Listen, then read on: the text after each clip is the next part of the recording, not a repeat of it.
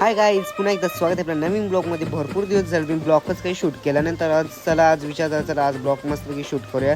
तर मी चाललेलो मॉर्निंगला क्लासला, तर खूप जरा बरं वाटत होते किती दिवस ब्लॉग आणि यज्ञा भेटला. यज्ञाला घेऊन मस्तपैकी चाललेलो. हसते बघा असं माहिती डेंजर असतं स्माईल. पहिला गेलो पेट्रोल टाकाच लागतो दरवेळेस. मग क्लास वगैरे सुटले नाही बघा. माझे क्लासमध्ये नवीन मित्र सगळे इसान गोड आंबा. मला काही जास्त ब्लॉग शूट करायला भेटला. मग गेलो अथर्वला आणायला. तर आम्ही कुठेतरी दोघं चाललो बाहेर नंतर खाटाला. तर आम्ही गेलो लगे मिसळ पाव खायला. भूक लागली. गेलो तिथे मिसळ पाव वगैरे ऑर्डर वगैरे केली. आम्ही खाली.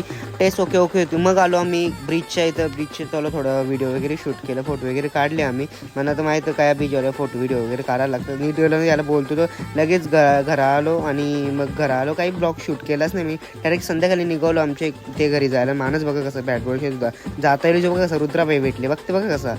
त्या घरी पोचलो. मग हे दोघं ब्लॅक डायमंड आलं. यो एक ब्लॅक डायमंड दुसरे ब्लॅक डायमंडला सोडायला आलता. रुद्र सांगते मला काही ब्लॉगमध्ये तू घेत बाबा बघा मागच्या उपट्या घालते त्याचे. मी त्याला सांगतो याला बरं जेवून जा, वापस आणू नको. तो भाईचा काही वेगळाच चाललेला.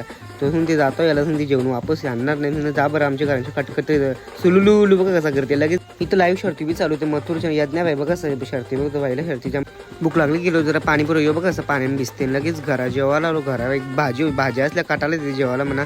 तर चला आजचा ब्लॉग मी इथंच एंड करतो. आणि ब्लॉग आवडला असेल लाईक सबस्क्राईब शेअर करा. कधी ब्लॉग येत जातील म्हणजे तर